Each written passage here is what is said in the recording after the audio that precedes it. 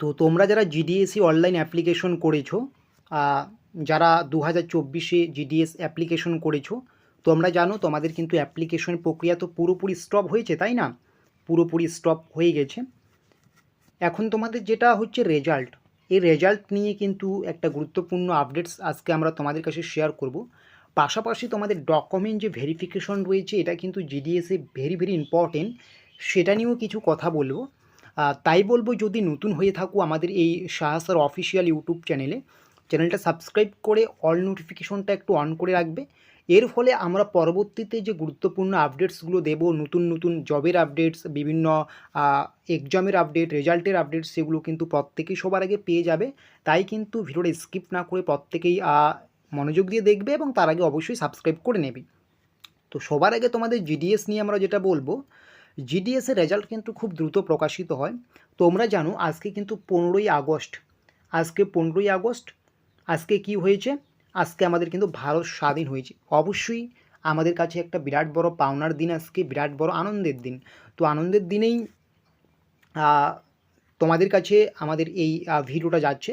আরেকটা কথা বলবো, এই যে তোমরা দেখতে পারলে যে 15ই আগস্টের কথা বলা হচ্ছে, ভিডিওটা ক্রিয়েট করা হচ্ছে 15ই আগস্ট, ঠিক আছে?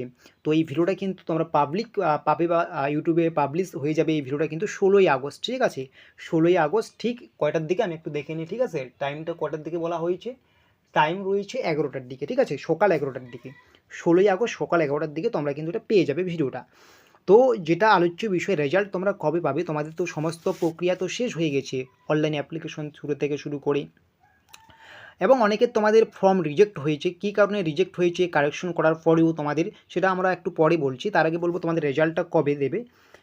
হ্যাঁ, তুমি যে ভিডিওটা দেখছো না, তোমারও কিন্তু ফর্মটা রিজেক্ট হয়ে যেতে পারে। কী কারণে সেটা আমি বলছি। তোমাদের কিন্তু রেজাল্ট দেবে সেটা যে আপডেট এখনও পর্যন্ত রয়েছে, তোমাদের কিন্তু আগস্টের 25 তারিখের পর থেকে কিন্তু রেজাল্টের একটা দেওয়ার সম্ভাবনা আছে।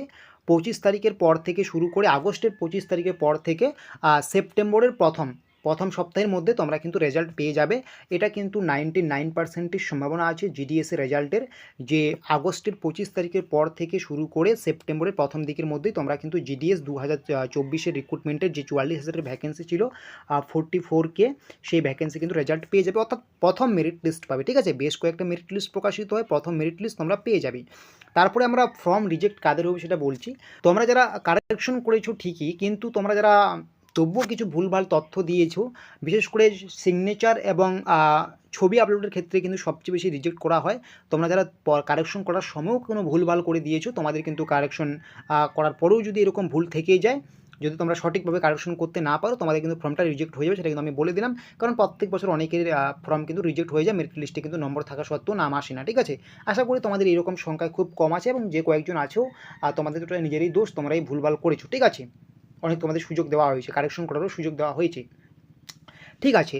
এখন ডকুমেন্ট ভেরিফিকেশন নিয়ে তোমাদের আমি যে কথাটা বলবো আজকে, ডকুমেন্ট ভেরিফিকেশন, এই ডকুমেন্ট ভেরিফিকেশন নিয়ে কিন্তু একটা বড় আপডেট উঠে এসেছে এবারে। কিন্তু তোমরা জানো যে দীর্ঘদিন ধরে বিগত বছরগুলোতে কিন্তু অনেক ফেক স্টুডেন্ট ডকুমেন্ট ভেরিফিকেশন করতে যায়, শুধুমাত্র এটার আশায় যদি ঠিকঠাক মতো চেক না করে আমরা যদি পেয়ে যাই জবটা ভুলভাল তথ্য দিয়েই।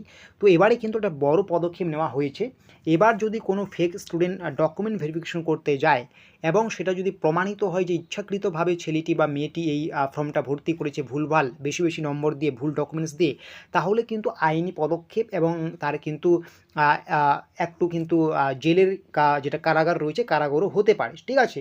বা আইনি পদক্ষেপ যেটাকে বলে সহজ বাংলা ভাষা, এইরকম জালিয়াতি করলে অবশ্যই আইনি পদক্ষেপ নেওয়া হবে। কারণ তোমরা জানো এখন রিক্রুটমেন্টের ক্ষেত্রে কিন্তু সবারই নজর একদম পাখির চোখের মতো, সবাই কিন্তু চায় রিক্রুটমেন্টগুলো প্রত্যেকটাই স্বচ্ছভাবে হোক।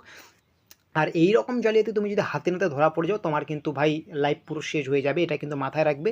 আগে এগুলো হয়নি, এবার থেকে কিন্তু এগুলো হবে, কারণ এখন কিন্তু পরিস্থিতি একটু অন্যরকম হয়ে গেছে রাজ্য বা দেশের, ঠিক আছে? তো অবশ্যই তোমরা যারা ফেক্সড ডকুমেন্ট দিয়েছো বা ফেক স্টুডেন্ট রয়েছে, তোমরা কিন্তু ভুলেও যেও না, ঠিক আছে? আরেকটা ডকুমেন্ট ভেরিফিকেশন নিয়ে তোমাদের আমি কথা বলবো। তোমাদের যে কাস্ট সার্টিফিকেটগুলো রয়েছে, ঠিক আছে, সেগুলো একটু ভালো করে নেবে, ঠিক আছে? তোমাদের যদি কোনো কারণবশত কোনো একটা জায়গায় ভুলভাল হয়, ঠিক আছে, তোমাকে একটু ছাড় দিতে পারে, কিন্তু কাস্ট সার্টিফিকেট সার্টিফিকেটে তোমার যদি কোনো জায়গায় কোনো ভুল থাকে, ইস্যু ডেট থেকে শুরু করে বিভিন্ন যাবতীয় যে তথ্য থাকে কাস্ট সার্টিফিকেটে, যদি কোনো জায়গায় কোনো কারণবশত কোনো ভুল হয়, তুমি যদি কান্না করে সেখানে মরে যাও, তবুও তোমার কিন্তু কথা শুনবে না। কারণ কাস্ট সার্টিফিকেটের উপর নির্ভর করেই কিন্তু অনেকেই কাট অফটা ক্লিয়ার করে, মানে সহজ বাংলা ভাষায় বলতে গেলে কাস্ট সার্টিফিকেট দিয়েই কিন্তু অনেকে চাকরিটা পাচ্ছে। তো সেটা কিন্তু ভীষণ ভীষণ গুরুত্বপূর্ণ। এবং এনসিএল তোমাদের কিন্তু সেন্ট্রালের ওবিসি বা সেন্ট্রালের যে কাস্ট সার্টিফিকেট সেটা কিন্তু অবশ্যই লাগবে। এটা কিন্তু অবশ্যই খুবই গুরুত্বপূর্ণ। এনসিএল তোমরা বের করে নেবে, আশা করি বের করে নিয়েছো এবং কাস্ট সার্টিফিকেটটা খুব যত্ন সহকারে সংগ্রহ করে নিয়েছো। যদি অনেক ছেলেমেয়ে থাকে বিভিন্ন কোচিংয়ে বা বিভিন্ন জায়গায় জমা দিয়ে দেয় এই সমস্ত কোর্স করে, সেগুলো কিন্তু সংগ্রহ করে নাও অরিজিনালটা, ঠিক আছে? নাহলে কিন্তু সমস্যায় পড়বে। যে কোনো মুহূর্তে তোমার কিন্তু মেরিট লিস্টে নামটা আসতে পারে, ডকুমেন্ট ভেরিফিকেশনের জন্য ডাক পড়তে পারে। আরেকটা জিনিস সেটা হচ্ছে কাস্ট সার্টিফিকেটের পাশাপাশি তোমাদের যে মেডিকেল সার্টিফিকেট সেটাও তোমরা কিন্তু বানিয়ে নাও খুব তাড়াতাড়ি। পরবর্তীতে যদি তুমি ভাবো যে মেরিট লিস্টে নাম উঠিয়ে যাওয়ার পরে আমি বানাবো, তখন যদি কোনো কারণবশত বানাতে না পারো, তোমার কিন্তু মেরিট লিস্টে নাম ওঠার পরেও তুমি কিন্তু ফর্ম থেকে রিজেক্ট হয়ে যাবে বা লিস্ট থেকে রিজেক্ট হয়ে যাবে বা তোমাকে কিন্তু বাদ দেওয়া হবে। এগুলো কিন্তু মাথায় রাখবে। প্রত্যেকটা স্টুডেন্টের জন্য কিন্তু এই খবরটা খুবই গুরুত্বপূর্ণ।